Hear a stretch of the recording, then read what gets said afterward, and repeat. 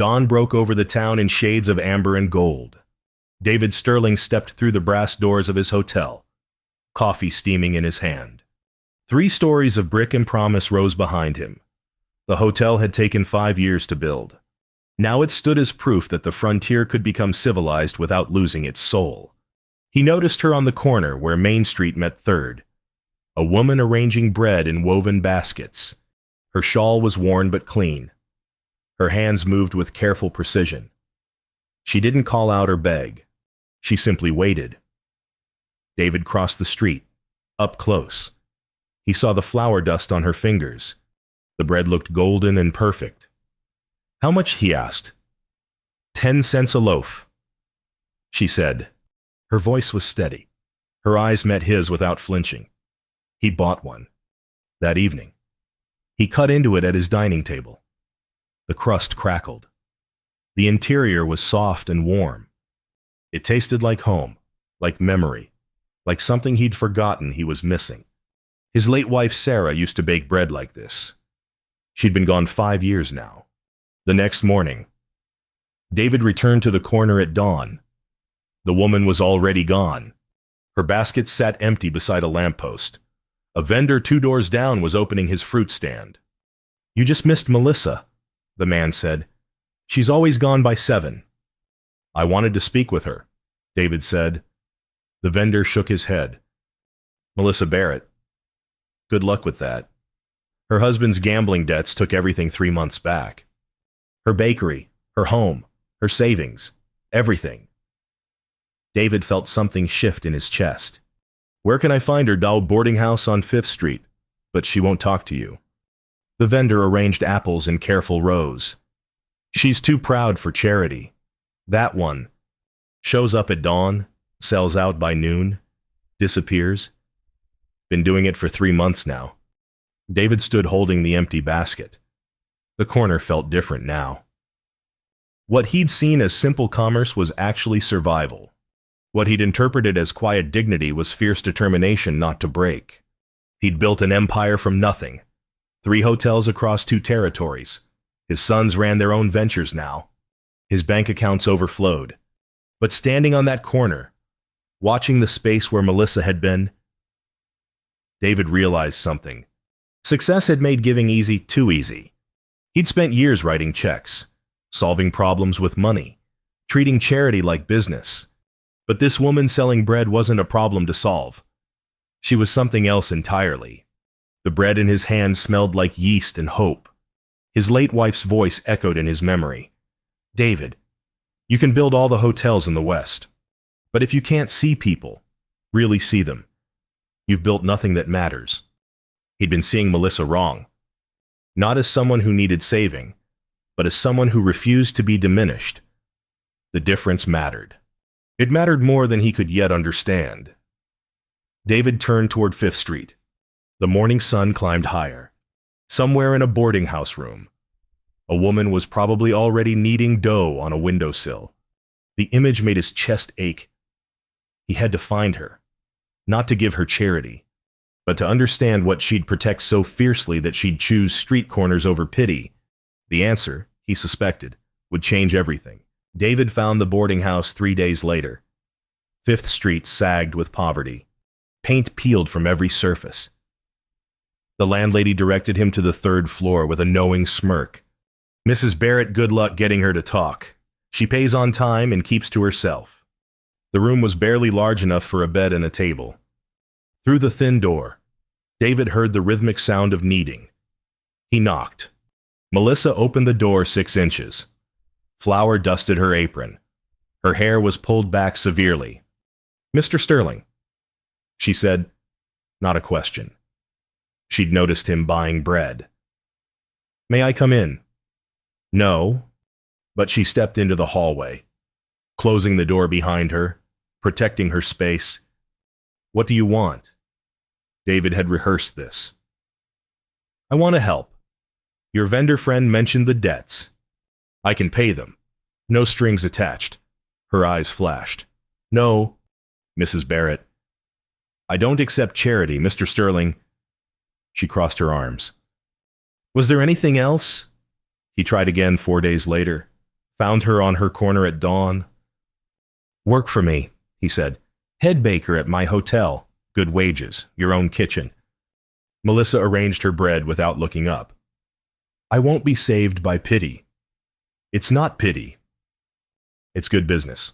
Your bread is the best I've tasted in 20 years. Then you need to taste more bread. She finally met his eyes. I'm not interested. Mr. Sterling, please stop asking. David walked back to his hotel. His eldest son was waiting in the lobby. Thomas took one look at his father's face and laughed. Still chasing that bread woman. Her name is Melissa. Father, you're making yourself look foolish.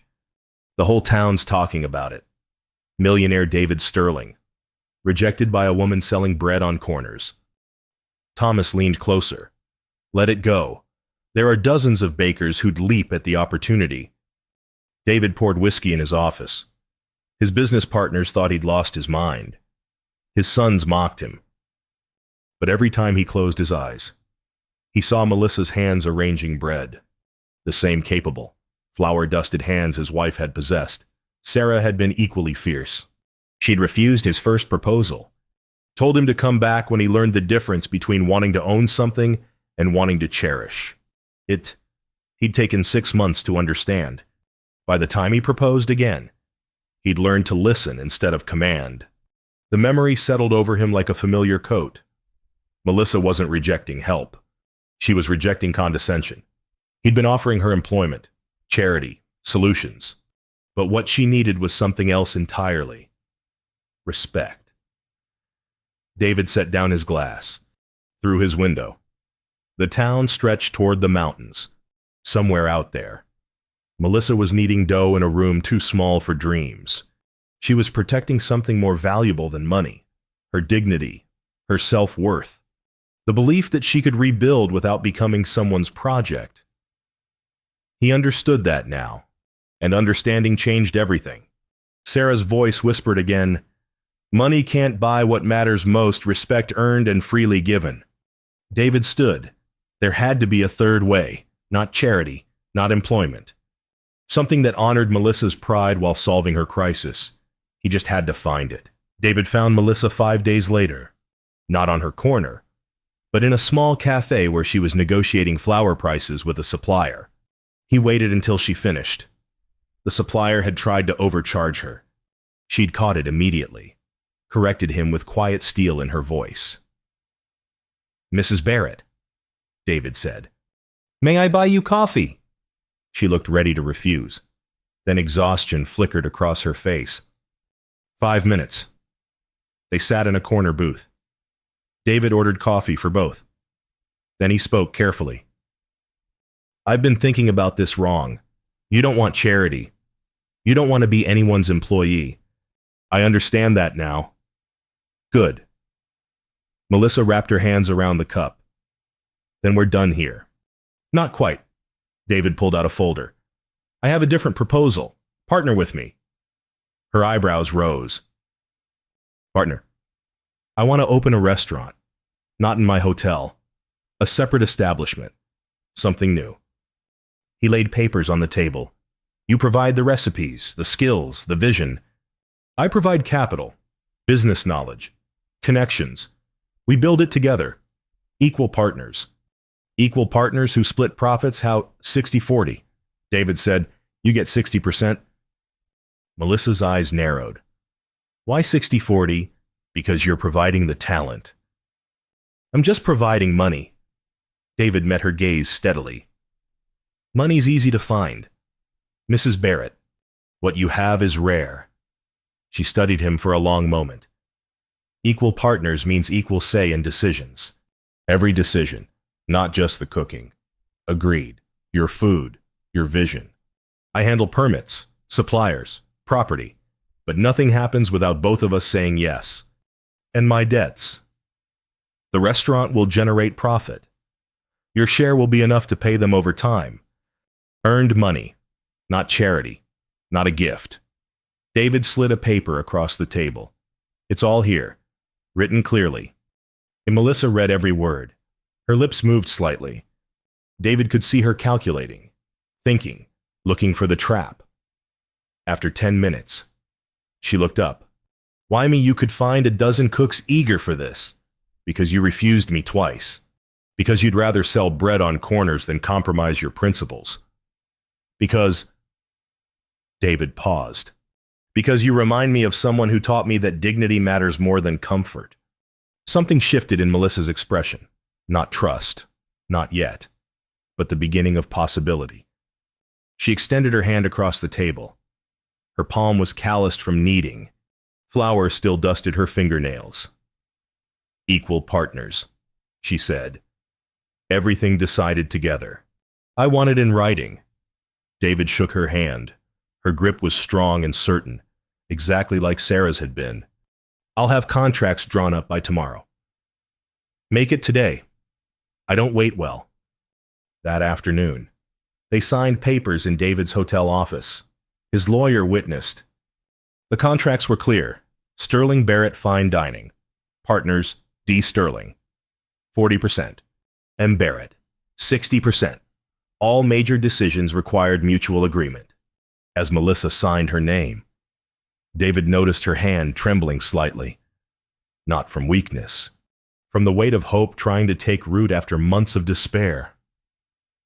The debts, she said quietly. They total $3,000. The creditors are circling. I need you to understand what you're getting into. I understand. We'll handle it together. That's what partners do. Melissa stood. She looked at the contracts, then at David. I don't know if I can trust this yet. Trust you. I know. You'll have to trust my actions, not my words. I can live with that. She nodded once. Then she left. Contracts tucked under her arm. David watched from his window as she walked down Main Street. Her shoulders were straighter than before. Her step had more purpose. He'd thought he was investing in a restaurant, but watching Melissa disappear into the autumn afternoon, David realized something. He'd just made the most important investment of his life. Not in business, in redemption, in second chances, in learning what Sarah had tried to teach him 20 years too late. True partnership meant valuing the person, not just what they could provide. The ink dried on the contracts. Outside, the sun set in shades of copper and gold. Tomorrow, they'd begin building something neither could create alone. November wind rattled the windows of the empty building. Melissa and David stood in what would become the dining room. Paint peeled from walls. Floorboards creaked underfoot, but the bones were good. Solid joists. High ceilings. Large windows facing south. It's halfway between your hotel and the merchant district, David said. Best foot traffic in town. Melissa walked through the space. Her footsteps echoed. She touched the walls. Testing. Ran her hand along the counter that separated kitchen from dining area. This is where we'll build something honest, she said. David watched her assess the space. She saw things he didn't workflow. Customer comfort. Kitchen efficiency. Her vision was already taking shape. Over the next week, they met every evening. Melissa arrived with sketches. David brought contractor estimates. Their first real disagreement came on the third night. The hotel guests will expect French cuisine, David said. Elegant, refined. That's what brings in money. Melissa shook her head. Your hotel guests can eat at your hotel. This restaurant serves the town. Honest Western food done right.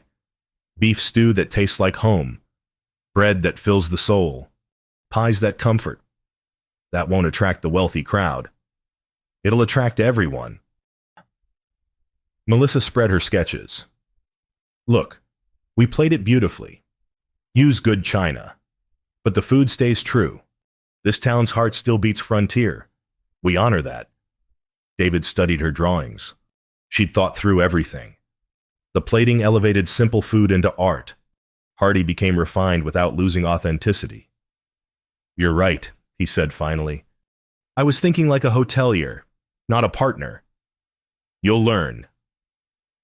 Her smile was slight but genuine. The town's existing restaurant owners noticed their preparations. Rumors spread fast. David heard the whispers at the bank. Sterling bought himself a cook. Probably promised her the world. We'll see how long that lasts. He mentioned it to Melissa one evening. She was reviewing menu drafts. Her jaw tightened. Let them talk. We'll prove them wrong. It bothers you. Of course it bothers me. They think I'm your... She trailed off. They think you're buying me. Like I'm another piece of furniture for your empire. David set down his pencil. I can address it publicly. Make clear you're an equal partner. No, that makes it worse. We prove it through our actions. Through the restaurant itself. Melissa looked at him directly. When people see Sterling Barrett on the sign. When they see me running the kitchen with full authority. When they see you asking my opinion, not giving orders. That's how we change minds. Her wisdom struck him. Sarah had been the same way, never asking for credit, just quietly building respect through competence. You're right again. David said, I'm going to be right a lot. You should get used to it. He laughed. The sound surprised them both. When had he last laughed during a business meeting? His hotels were successful but joyless. This planning a restaurant with a woman who challenged him constantly felt different. It felt alive. Late one night, they were choosing paint colors. Melissa held up 2 samples.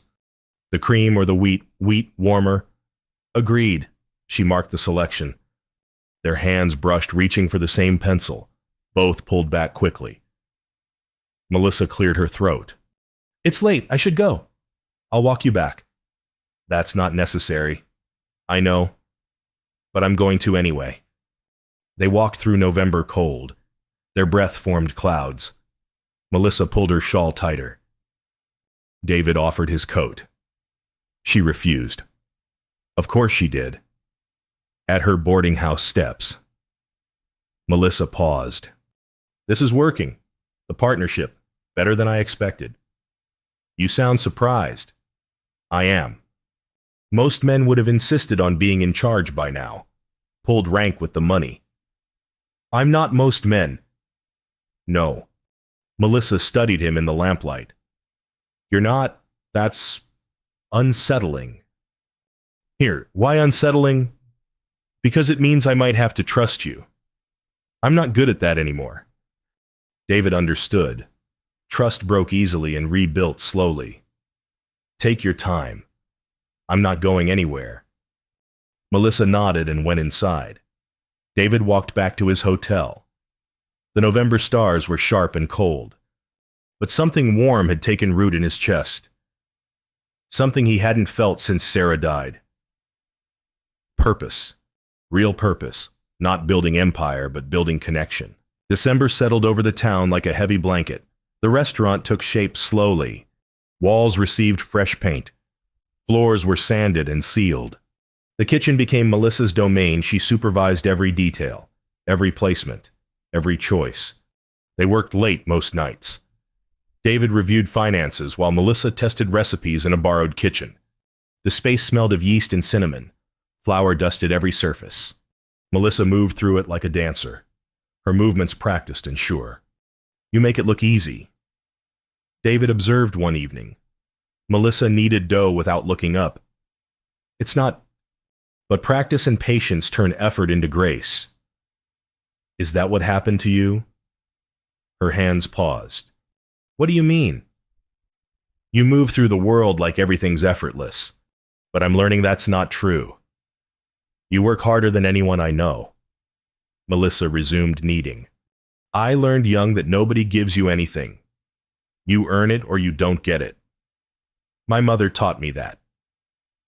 But tell me about her. She died when I was 16. Pneumonia. My father followed 6 months later. Said he couldn't live without her. Melissa shaped the dough into a ball. I understood that better after I married. David waited. She'd never mentioned her husband beyond the debts. I loved him once, Melissa said quietly. Thomas Barrett, charming, handsome, promised me the world. For the first 2 years, I believed him. Her voice grew harder. Then the gambling started. Small bets at first, then bigger, then desperate. By the time I understood how bad it was, we'd lost everything. The bakery I'd built with my inheritance, our home, my mother's jewelry, everything. Where is he now? Gone. Disappeared the night the debt collectors came. Haven't seen him in 3 months. Don't want to... She covered the dough with a cloth. I don't miss him. I miss who I thought he was. There's a difference. David understood that difference deeply. I failed my wife, he said. The words surprised him. He'd never spoken them aloud. Sarah. She was like you, strong, capable, fierce. We married young. I promised her partnership. Then I spent 20 years building hotels and ignoring her. Melissa turned to face him. What happened? She got sick. Cancer. By the time we caught it. Too late. She spent her final months in a hospital bed. Our sons were grown. I sat with her every day. Finally present. She said... David's voice caught. She said, David, you gave me security, but not presence. I would have traded every hotel for more of you. The kitchen was silent, except for the oven's hum. Melissa moved closer. You can't change the past. No, but I can learn from it. This restaurant working with you, it's teaching me what I should have learned 30 years ago. That presence matters more than provision. Melissa's expression softened. I think your wife would be proud of what you're building now. I hope so. They stood in the warm kitchen, sharing the weight of past failures. Outside. December wind howled. But inside, something gentler was growing. Not romance, not yet, but understanding. The kind that comes from recognizing your own wounds in someone else's eyes. Melissa poured coffee, handed David a cup. To second chances, she said. To second chances. And to partners who don't let each other run from truth. They drank together. The coffee was bitter but warming, like the friendship forming between them honest, complicated, necessary. Later, as David walked home through December cold, he realized something. 3 months ago, he'd tried to save Melissa, but she was saving him instead, teaching him through her fierce dignity what true partnership required.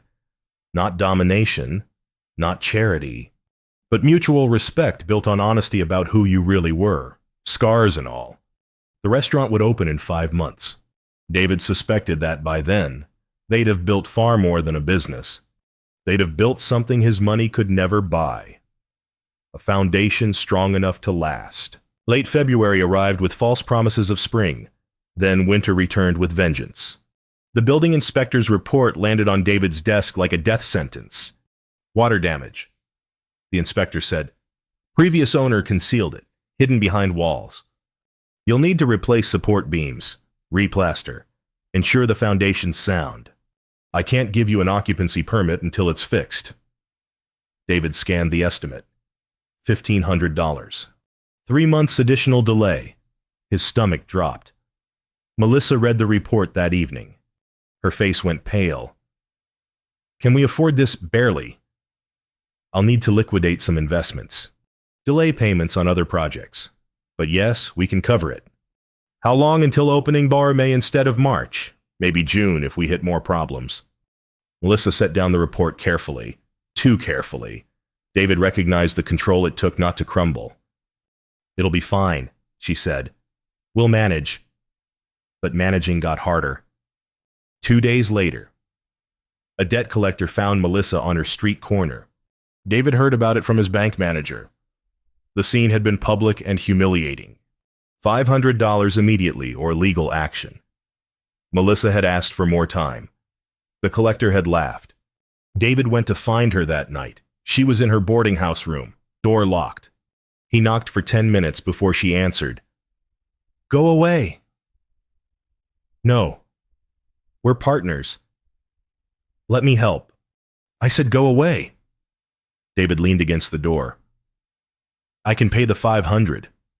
It's nothing to me. Let me... The door flew open. Melissa's eyes blazed. No, absolutely not. We had a deal. I pay my debts from my share of profits. There are no profits yet. Then take it as a loan. I'll deduct it from your future. The moment I accept your money is the moment this stops being partnership. I become your employee, your charity case. Her voice shook. Everything I've fought to protect disappears. That's not how I see it. It's how everyone else will see it. It's how I'll see it. She started to close the door. I'll handle this myself. How? David's frustration boiled over. What are you going to do, Melissa? You have nothing left. Your pride is going to destroy this before it starts. Then it destroys. At least I'll still have my dignity. The door slammed. David stood in the hallway, furious and helpless. She was being unreasonable, stubborn to the point of self-destruction. Why couldn't she just accept help? But he knew why. Because accepting help meant accepting dependency. And dependency had destroyed her once already. She'd trusted her husband, given him everything. He'd gambled it away and disappeared. Now she'd rather lose the restaurant than risk becoming dependent on another man, even one she was starting to trust. David went home, poured whiskey, stared at the ceiling. His sons would tell him to cut his losses. His business partners would say Melissa wasn't worth the trouble. But none of them understood what David had finally learned. Melissa's pride wasn't stubbornness. It was survival. The only thing keeping her from breaking completely. 3 days later, David returned to the restaurant site. Melissa was there at dawn. She looked exhausted, defeated. When she saw him, she turned away. I sold my mother's wedding ring, she said flatly. Got $300 for it. Bought me 2 more weeks. David's chest constricted. Melissa, just don't. Her voice broke. That ring was all I had left of her. All I had left of anything good. And I sold it to a pawnbroker for $300. David stood helpless. His money couldn't fix this. His offers only made it worse, for the first time in 30 years. David Sterling couldn't solve a problem by writing a check. It was the most important lesson he'd ever learned. David spent 3 days thinking, not about money or solutions, but about Melissa, about why she refused help, about what partnership truly meant. On the 4th morning, he drove to the restaurant at dawn. He'd spent the entire night there, paint-stained, exhausted, repairing the water damage himself. When Melissa arrived at 6, she found him on a ladder, plastering walls. What are you doing, cutting costs? David didn't look down. If I do the labor myself, we save $200 on contractors. Gets us closer to opening. Melissa stared. You worked all night. Seemed like the right thing to do. We're partners. That means carrying the load together. He climbed down. His expensive suit was ruined. His hands were blistered. I was thinking about this wrong. Partnership isn't about who provides what. It's about both of us doing whatever it takes. Something shifted in Melissa's expression. She picked up a paintbrush. Then I'll help. They worked side by side through the morning. The silence between them was comfortable now. Companionable. Around 10, Melissa spoke. The collector came back yesterday. Another $300 due next week. I have nothing left to sell. I know. I can't accept charity. David, I won't. I understand, but hear me out. David set down his brush. What if the restaurant advances you money against your future profits? Not a gift, not charity. A loan from the business to its co-owner. You'll pay it back when we're profitable. Interest-free. Because partners help each other. Melissa was quiet for a long time. Why interest-free? Because I'm not trying to profit from your hardship. I'm trying to preserve our partnership. If you default because of debt collectors, we both lose. This protects the business. Protects us both. It's still your money. No, it's the restaurant's money. Our money? You own 60%. You're entitled to draw against your share. David faced her. I've been approaching this wrong, trying to save you. But you don't need saving. You need a partner who understands that sometimes help isn't charity. It's just what partners do. Melissa's hands trembled. David watched her struggle. Her pride warred with her desperation, with her exhaustion, with 3 months of surviving on street corners and borrowed hope. Finally, she nodded. A loan. From the restaurant, with terms in writing. I pay back every penny once we're profitable. Agreed. And I keep majority ownership. 60-40 stays. Of course. Melissa exhaled. The weight she'd been carrying seemed to lift slightly. Not gone, but shared. Thank you, she whispered. We're partners. This is what it means. They returned to work, but the air between them had changed.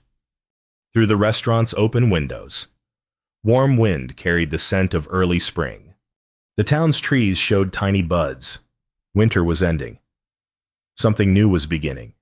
Around noon, they took a break. Sat on the floor with sandwiches. Melissa looked around the space. This is going to work, isn't it? Yes, because we're building it together. Not me funding your vision. Not you executing my plan. Together. Equal. I didn't think equal partnership was possible. Not after Thomas. Not after learning that marriage could be so unequal. David thought of Sarah. Of 20 years spent building hotels while she raised their sons alone. My wife tried to teach me that. I didn't listen. She deserved better. So do you. So does this. He gestured around them. Whatever this is becoming. Melissa met his eyes. It's becoming something neither of us expected. The restaurant? Yes, and maybe more. The words hung between them. David felt his heart accelerate. He'd been pretending the feelings weren't growing, but they were. Slowly. Carefully. Built on 18 months of shared work and mutual respect. Melissa. Let's just finish the restaurant first, she said softly. One thing at a time. See if this partnership survives opening night. David nodded. It was enough. For now, it was enough. They returned to work. By sunset, the damaged walls were repaired. The restaurant looked closer to ready. Outside, spring dusk painted everything gold. Inside, 2 people worked together, building something that was starting to look like home.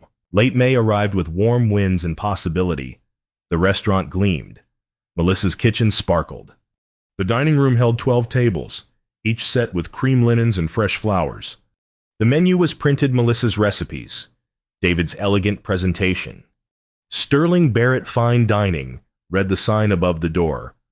Both names. Equal billing.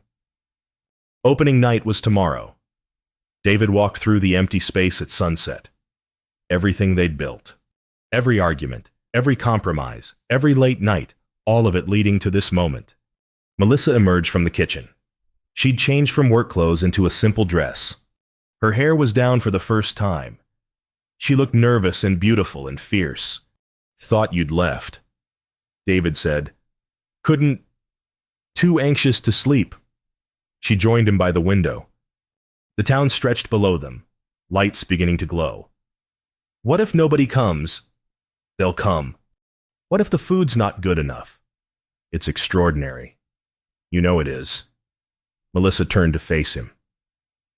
18 months ago, I was selling bread on a corner.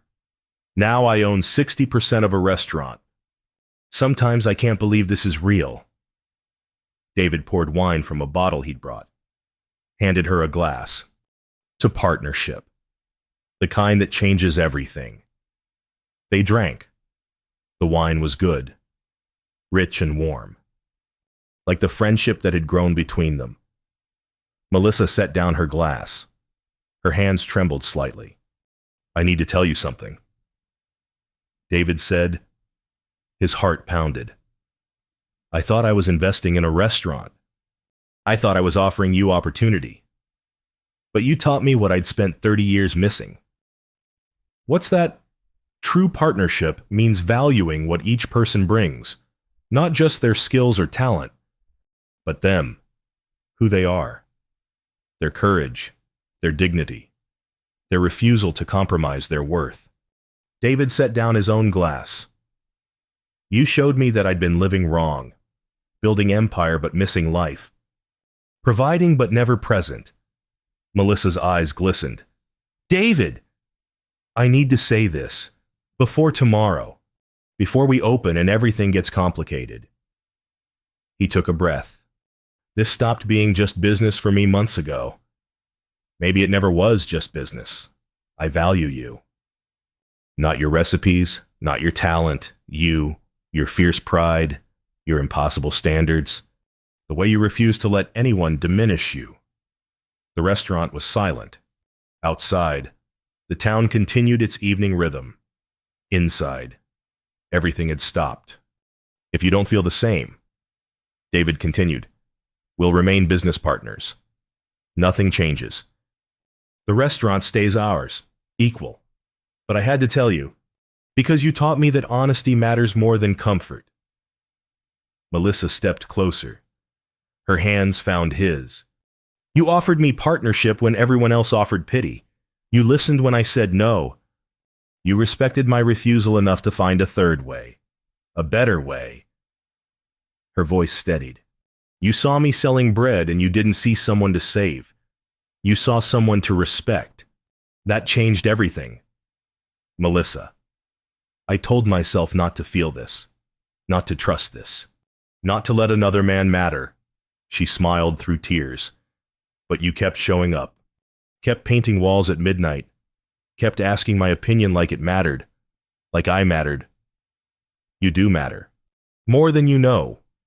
Melissa leaned forward. The kiss was gentle, tentative. Two adults who'd survived loss and learned caution. Choosing vulnerability anyway. David's hands found her waist. Her arms circled his neck. The kiss deepened. Not passionate youth, but considered adults choosing each other with full knowledge of what they risked. When they pulled apart, both were crying. Happy tears. Healing tears. The kind that come when something broken finally starts to mend. Equal partners, Melissa whispered. In business and in life, if you'll have me, knowing I'm still learning, still trying to be better than I was, that's all any of us can do. Try to be better. Try to show up. Try to see each other clearly. She rested her forehead against his. I'll have you. Stubborn millionaire and all. David laughed. The sound felt like sunshine. And I'll have you. Impossible. Proud. Extraordinary woman that you are. They stood together as stars emerged. Tomorrow the restaurant would open. Tomorrow they'd face the town's judgment. But tonight, they'd found something more valuable than success.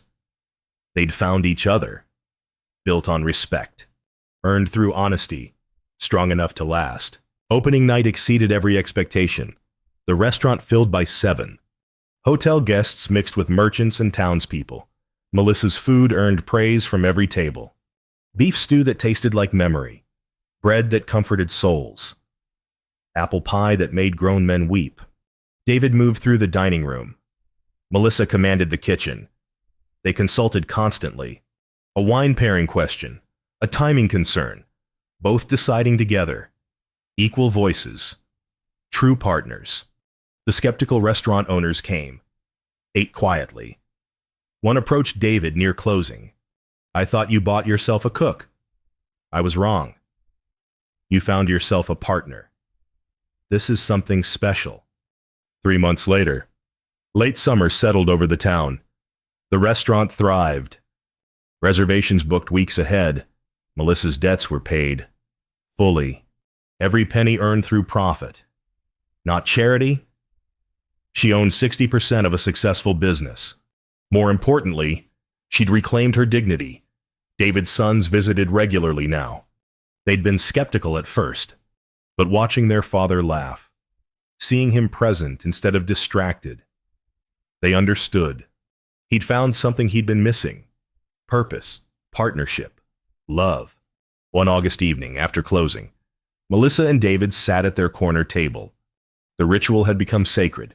They reviewed the day together, held hands openly now. Nobody questioned it anymore. "First-year numbers are in," David said. "We're profitable beyond projections." "Good. That means I can order the new ovens." Melissa squeezed his hand. "And maybe take a day off. We haven't had one in 12 months. Where would we go?" "Anywhere. As long as we're together." David studied her face. She'd changed. The exhaustion was gone. The defensive pride had softened into quiet confidence. She smiled more, laughed often, thrived. "Any regrets, Min?" he asked.